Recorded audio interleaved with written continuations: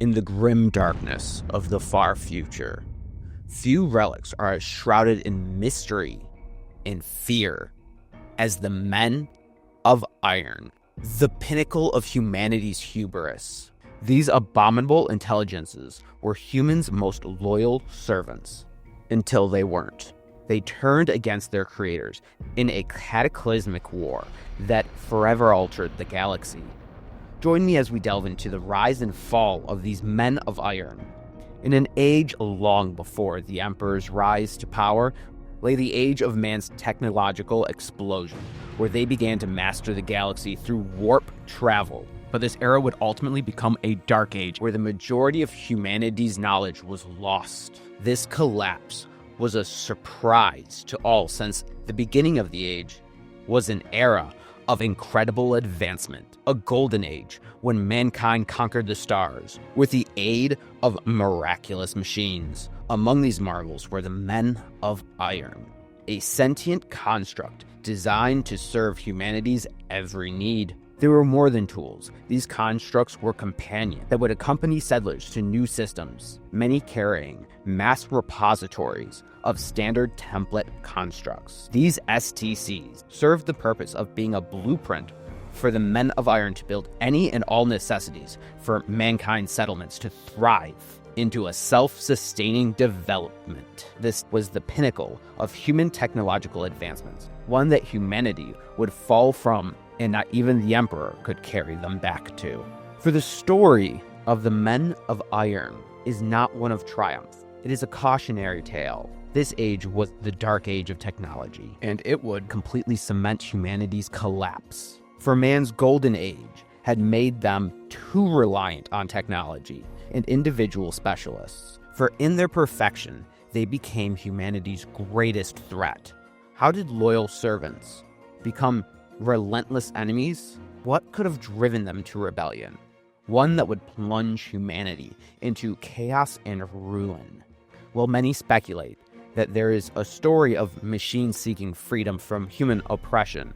Perhaps these automatons discovered the truth about the dark powers of the warp and attempted to starve the chaos gods of their power source. Or maybe it was interference from a Xenos species that slowly corrupted the Men of Iron's code. Regardless of the reason, the truth was lost to a cataclysmic war that would commence, known as the Cybernetic Revolution. This conflict served as a turning point in humanity's history. The Imperium's propaganda preaches that the abominable intelligence turned against their human masters, believing themselves to be superior. Without a doubt, what I am about to say will have many of you shouting heresy, but I, for one, do not take any Imperial propaganda at face value. Instead, I have my own words to explain this conflict.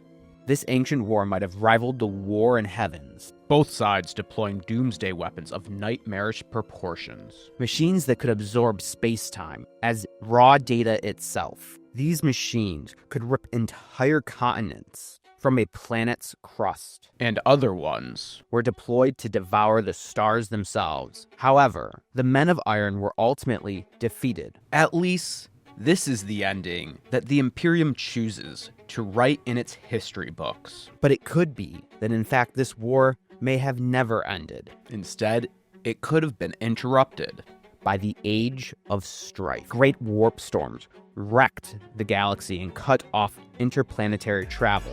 Humanity had beat the Men of Iron back to the galactic core, the extreme conditions inside serving as a natural defense against humanity. When the warp became unable to be navigated, any war between star systems would be cut off from logistical supplies, and all local resources would have to be repurposed to focus on survival. One can only speculate as to how these conflicts drew to a halt. Perhaps mankind and the Men of Iron saw that they could only survive through unity, or perhaps without supply lines. Humanity was captured by these machines. Regardless of the reality, the outcome was the same. The Men of Iron would combine their memories into massive computing cores, and the humans that remained had their biomass repurposed to create more efficient clones. their memories joining the consciousness in the cores, creating the first Votann. The majority of the required labor would be performed by the human clone, with the Votann cores serving as the planner and designer for this new society's survival. The new squatter humans would follow these cores with an almost religious fervor. At the end of their lives, they would upload their memories to the Votann, and their cells would be harvested to begin a new batch of clones. When enough resources were available for the Votann to begin to create additional laborers with rarer resources, these automatons would begin to increase the overall production capacity of these holds. And the clone population would welcome them in with open arms, naming them the Ironkin. This new Votannic League would thrive, and the Men of Iron would be lost to history.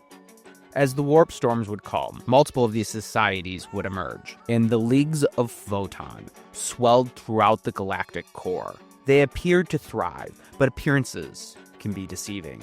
Not even the leagues of Votann can escape the grim dark future. Unlike the Men of Iron, it is clear that the Votann are not united. The combination of human memories into their massive cores would create individual personalities, most with rigid laws of engagement, others incredibly aggressive, focusing solely on expansion, and all of them slowly going insane as their systems become overloaded and corrupted by the eons of data. The tale of the Men of Iron is a chilling reminder that in the grim, dark, far future, there is no peace among the stars. Go ahead and hit that subscribe button so that you can figure out why all of these people are wrong. A land shark is terrifying, as we'll be going into the history and the truth of Catachan. Thank you for watching, and I hope that you have a wonderful day.